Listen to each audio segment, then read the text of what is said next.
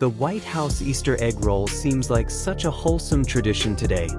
Kids in their spring best, colorful eggs, presidents posing for photos. But its origins read more like a political thriller crossed with a children's rebellion. This is the true story of how Easter eggs became illegal, how a president went rogue, and the shocking racial inequalities baked into this springtime celebration. Remember to stick around, as there is a dark turn later in this video that you might not have expected and that you won't want to miss. Let's set the stage. Washington, D.C., 1876. The Civil War had ended just 11 years earlier. Reconstruction was underway. And in this tense political climate, Congress found a new enemy to unite against: children playing with eggs. For generations, Washington's children had celebrated Easter Monday by gathering at Capitol Hill for the annual egg-rolling celebration. They'd hard-boil eggs days in advance, dye them with homemade colors from onion skins or beet juice. This was decades before commercial food coloring, and carefully pack them in baskets. On the big day, hundreds of kids would line up at the top of the hill and send their decorated eggs tumbling down the slope, cheering as they raced to the bottom. But Congress? They hated everything about this tradition. The noise disturbed their sessions. The crowds, sometimes numbering in the thousands, left the Capitol grounds trampled. And worst of all, the mess. Broken eggshells littered the grass for weeks. Contemporary newspapers tell the story. The Evening Star reported lawmakers complaining about unruly urchins and disorderly conduct. The National Republican quoted one senator calling the children a rabble of ruffians, a real historical quote.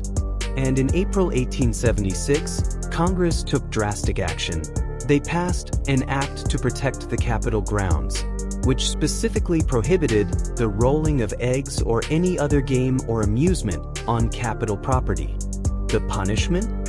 A $10 fine, about $300 in today's money, or up to 10 days in jail. That's right, in post-Civil War America, you could serve jail time for rolling an egg down a hill.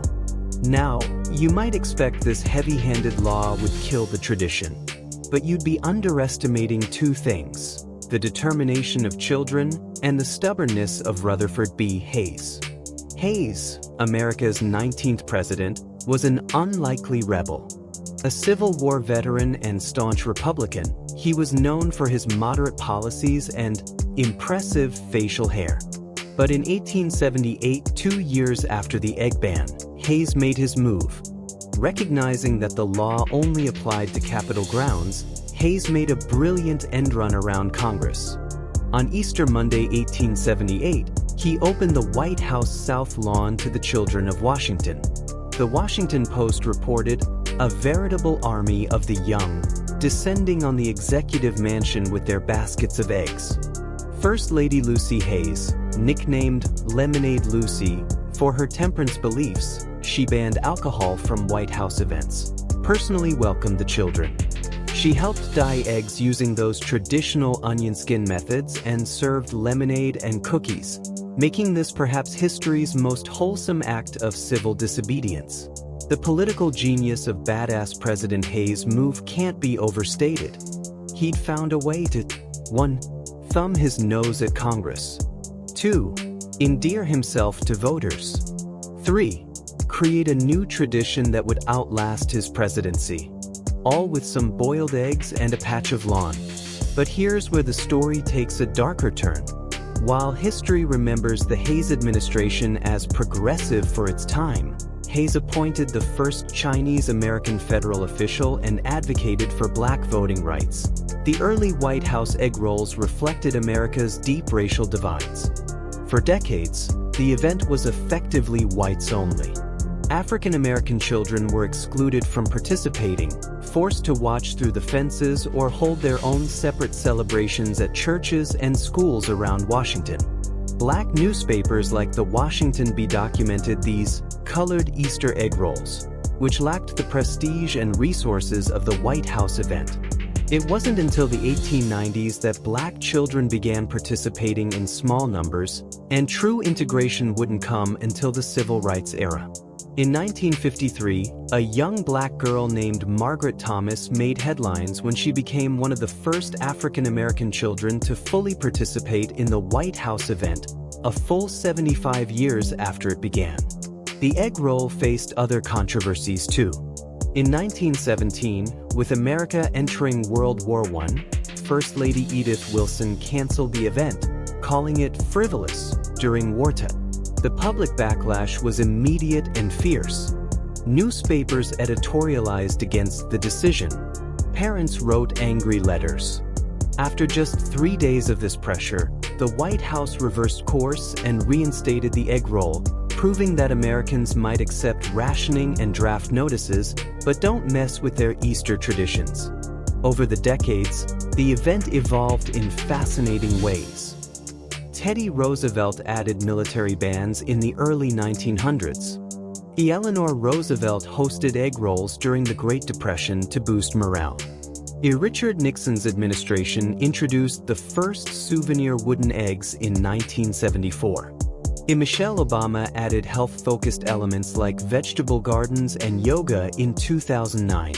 Today, the White House Easter egg roll is a meticulously planned spectacle. Some 35,000 people attend each year. Celebrities like Justin Bieber and Shaquille O'Neal have made appearances. The eggs are dyed in custom White House colors, no more onion skins. And the event features everything from story time with the First Lady to cooking demonstrations. But at its heart, it remains what Rutherford B. Hayes created in 1878, a celebration of spring, a gift to the nation's children, and a quiet middle finger to bureaucratic overreach. So the next time you see footage of the White House Easter egg roll, remember, this cheerful tradition was born from rebellion. It survived congressional bans, world wars, and America's struggle with racial equality. Those colorful eggs rolling across the South Lawn? They're not just decorations, they're tiny revolutionaries, continuing a 145-year-old protest against anyone who says, "You can't have fun here." As for Congress?